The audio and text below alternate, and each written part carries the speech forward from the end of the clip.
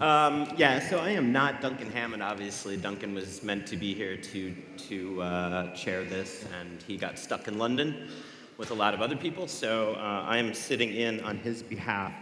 And so the topic of this is the digital economy doomed, question mark. And being a longtime journalist, there's a law basically out there. It's Bettridge's law, which says pretty much any headline that ends with a question mark can always be answered with the word no.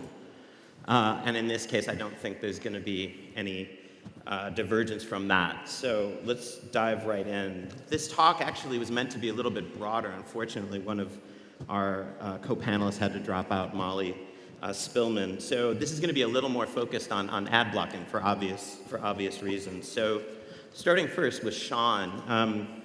So Pagefair issued a report over the summer that estimated that ad blocking is costing publishers on the order of $22 billion in 2015, 198 million or more users. How did we get to this point? How did this explode so quickly? Well, historically we all think ad blockers are, the geeks in computer science kind of labs, much like I and my colleagues used to be. That picture changed around 2012, and it just shot up, growing at about 70 million installs per year, so far as we can figure out. I think what's happened is the internet just got to a saturation point of there being too many ads, and a generation that's grown up with browsers and knows how to install ad blocking has decided to do something about it. And they've basically been telling each other, install ad block and clean up the internet. So it's gone viral since 2012, and that's where that's coming from. Yeah, so who's at fault? Whose problem is this? Is it the advertisers? Is it the publishers? Is it the ad networks? Is it Tim? Who's at fault here? It's definitely the publishers are the ones who are suffering, right? So this whole situation is full of ironic tragedies. Right, the publishers are the ones who hurt. Right, the user installs AdBlock probably thinking it's going to teach the advertiser a lesson. The advertiser never notices because to them the user blinks out of existence. Right, the publisher loses the opportunity to advertise and has their revenue decrease. So a publisher that used to monetize all of their audience and now is monetizing only 50%, which is typical for games websites, is going out of business. So ultimately the user loses that content and the web shrinks, which is the opposite definitely of what any of us would want, I think. So Tim, what do you think? Who's at fault? Well, I think at the end of the day, with everything we do on the web, as the user, you do what is best for yourself. And so maybe starting off, how many people use an ad, or I should ask the question the other way around in this technology-savvy audience, who does not use an ad blocker here?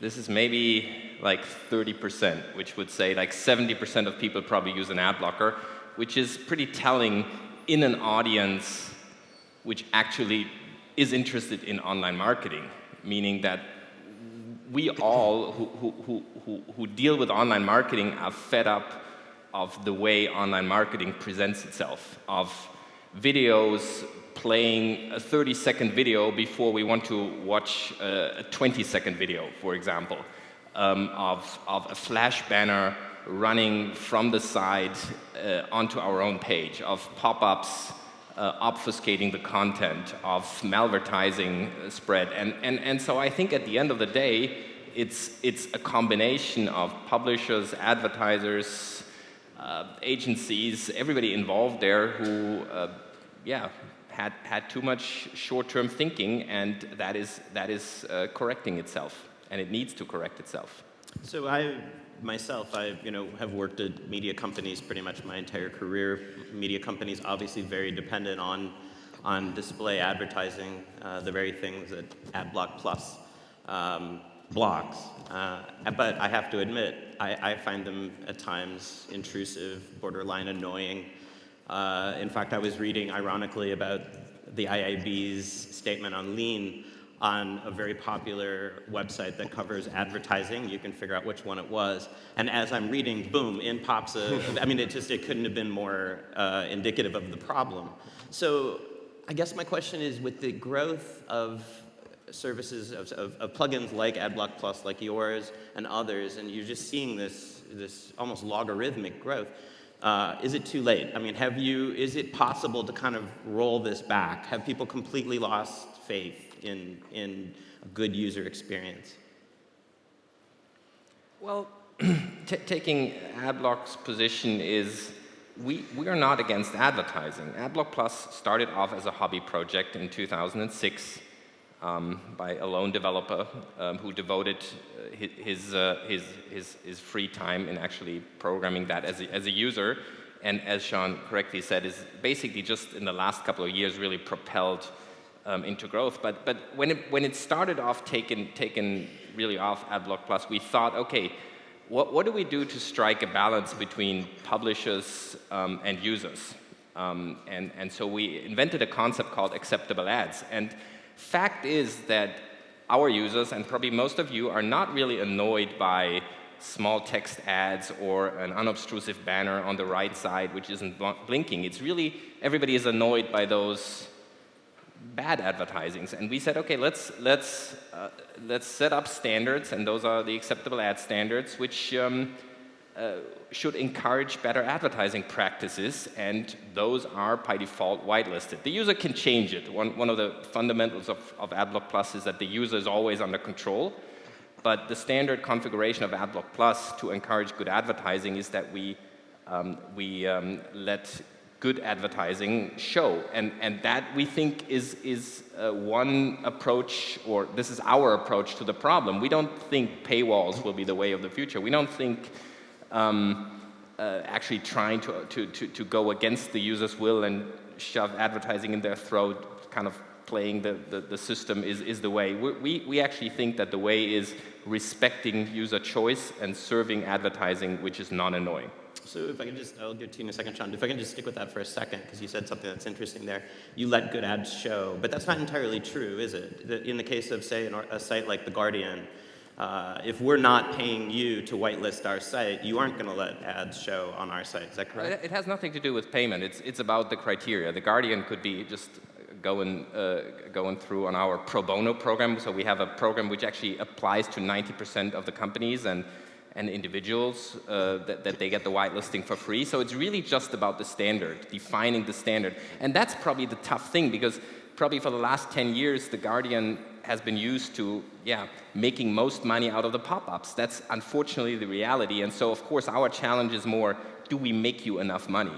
Yeah. So it's really just about the criteria. And everybody, I encourage everyone, by the way, to just go on our website and apply for the free whitelisting. And the biggest hurdle is really defining a set of ads which make enough money and work for the publisher, because at the end of the day, as said, we don't want to destroy the way publishers make money. We just want to kind of set the bar to something reasonable. That's our mission. So we're on record here as The Guardian can get in for free. That's great. So Sean, coming back to you for a second, do you sort of agree with that description of how ad blocking works? I agree insofar that the acceptable ads criteria that these guys set out are actually quite reasonable when you read them. But the problem is that, frankly, an ad block plugin doesn't have the legitimacy, in my view, to enforce those. Right? If you are the same organization that's blocking the ads, you shouldn't be charging anyone, right? And presume that 90% of the people who couldn't be charged a significant amount, right? So who are the 10%? It's the big companies, right, who, are actually driving significant revenue, like The Guardian, I would expect. So you can't go and charge people for that. It's like, there's a moral difference between, let's say, someone breaking windows, someone charging you to not break your shop windows in the morning, right? I think that's the closest analogy I could have. If you could pay someone else, to protect your windows, from being broken, then that'd be fine. But if you're paying the person who's threatening to break them, there's a serious problem there, a legitimacy problem, and regardless of the actual quality of the acceptable ads criteria. Also, I think the core problem here is that it's a very, very blunt instrument. Right? People are installing AdBlock because they've had a pretty bad experience somewhere on the web with some of these terrible pre-roll ads and pop-ups that Tim identified. But from that point forward, they're traveling the web with AdBlock turned on, and the good ads and the bad are being blocked alike. Right? Now, The Guardian, as an example, isn't the kind of publication that would be prone to showing really, really bad ads for pills and potions and belly fat loss or anything like that. It's high-quality brand advertising. And I'm sure The Guardian, actually as a user, I'd be happy to go to The Guardian and know that they're going to show me something that they will stand over. Yeah. And if I don't like it, I shouldn't go to The Guardian. That's the contract. That's been lost.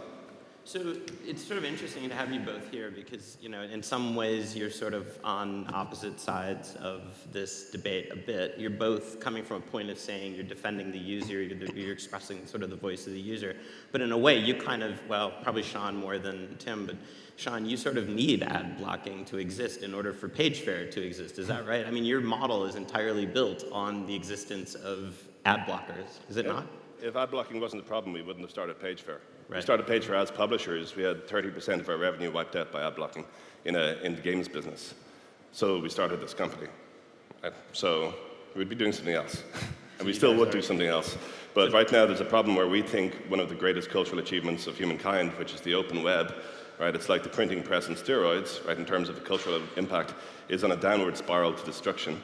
And someone needs to do something. Initially to raise awareness that this was happening. It's not an apocalypse, right? There isn't a meteor going to hit the industry and close us down next month, but it is like climate change. It's steadily growing and it's putting content out of business vertical by vertical. Games now, technology very soon, business after that. Someone needs to do something. So we raised the alarm and now we're doing whatever we can to help publishers put ads back, the kind of ads that don't piss users off, frankly. Rather, in some cases actually by working with this acceptable ads program, in some cases by just using technology. Yeah. And I think that's the point. I think you have two lines of business. One is really good, and the other one is really bad. The good one is exactly you help companies navigate acceptable ads as the first. I think you can be proud to be calling yourself the first acceptable ads network in the world. You were one of the ones who really saw that trend.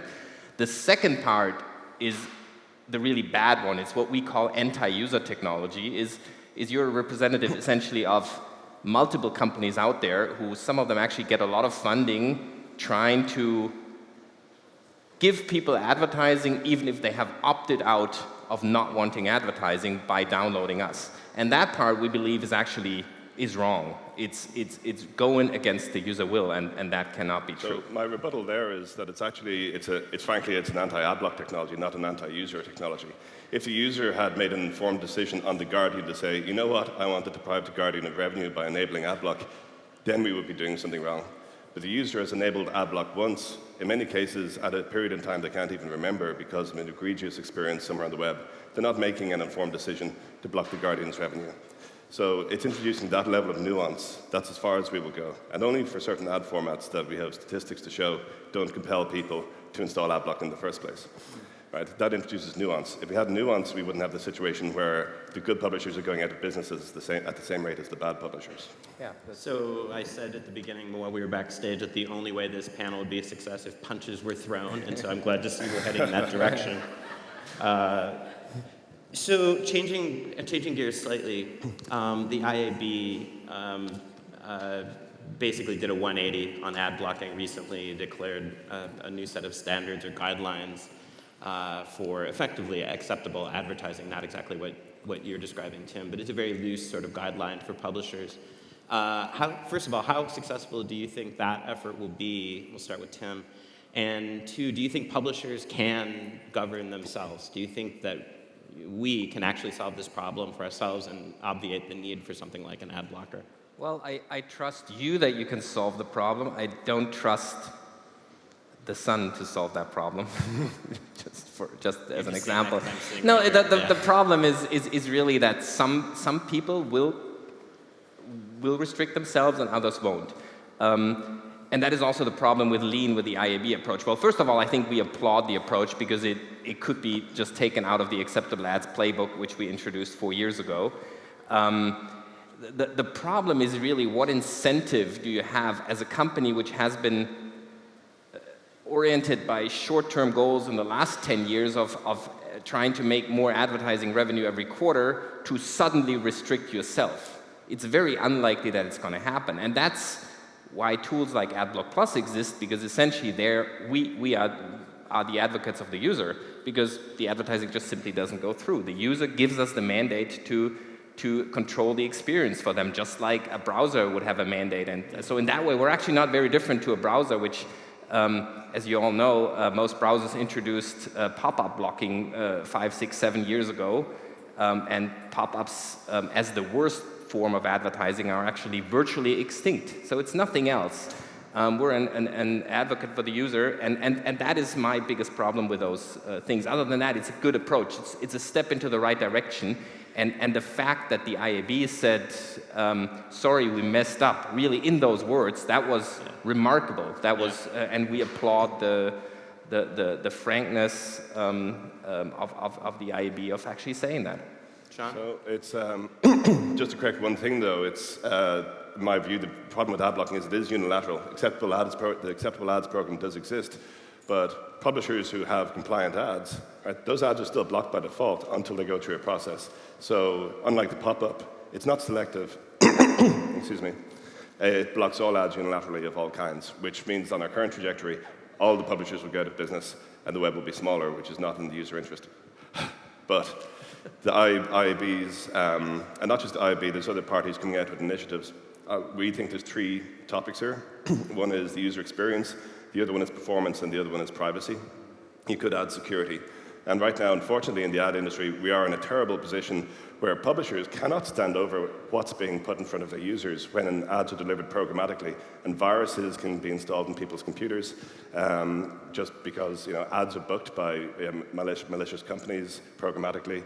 Ads can automatically download, they'll consume their data.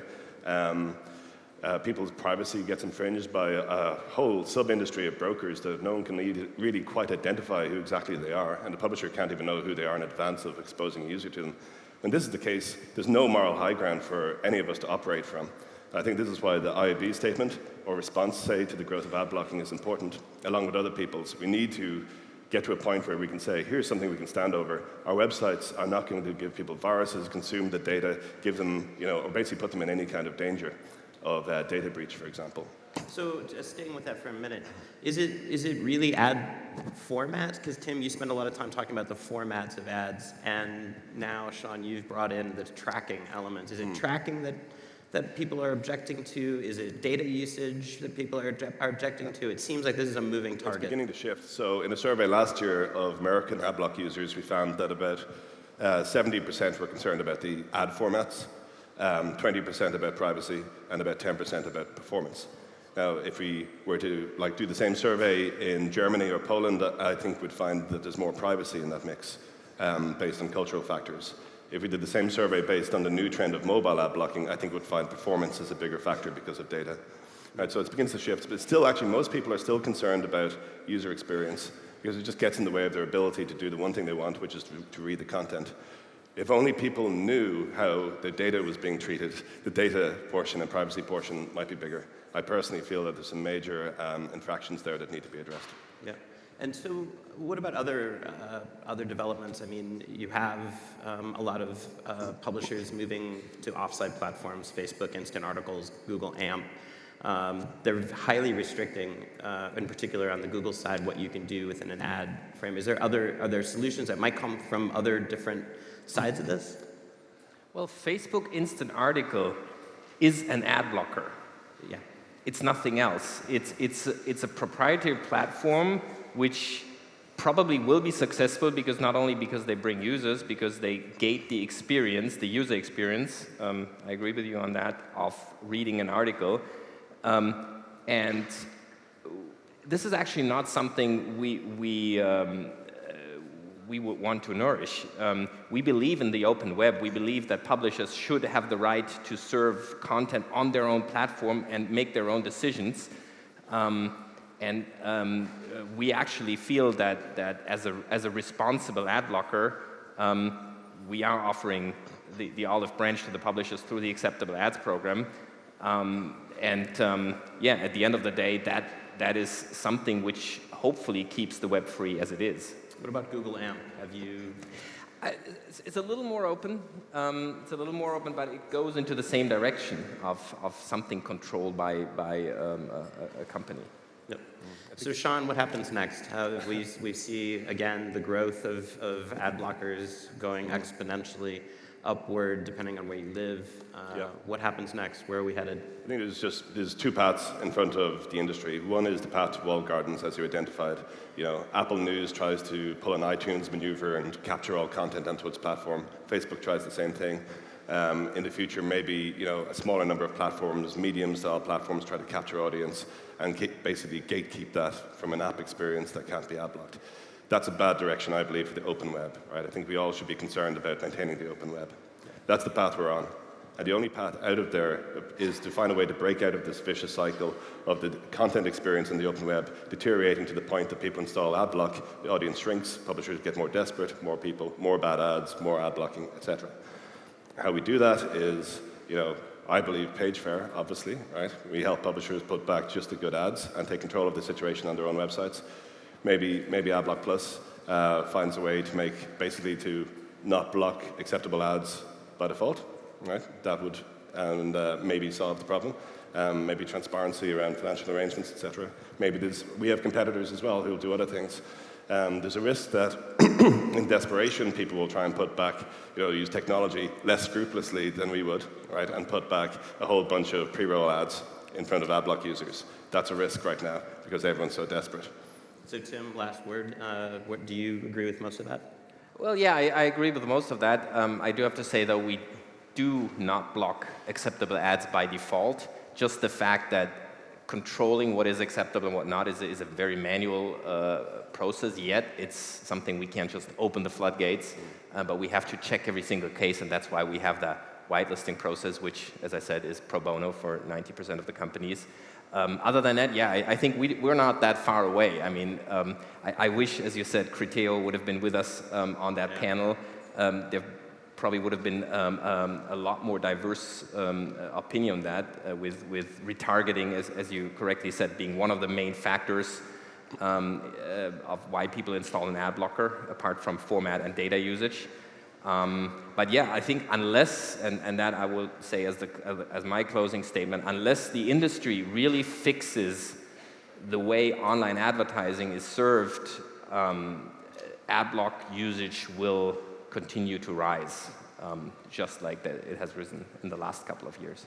Great. And so on that happy note, no punches thrown, sadly, but I think we are out of time. Tim, Sean, thank you for coming.